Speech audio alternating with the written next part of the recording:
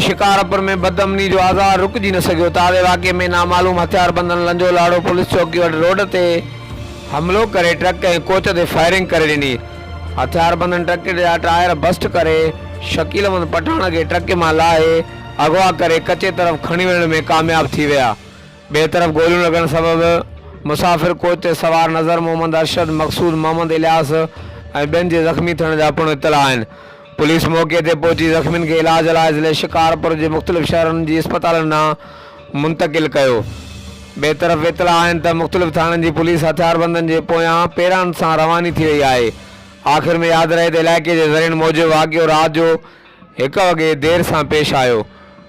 Police ज़रियनि मूजिबि ज़ख़्मियुनि में 1 truck सवार ऐं 4 मुसाफ़िर कोच जे ज़ख़्मी मुसाफ़िरनि में शामिल आहिनि। हर वक़्तु आगाह रहण लाइ ॾिसंदा रहो JTN वेब न्यूज़ करमपुर।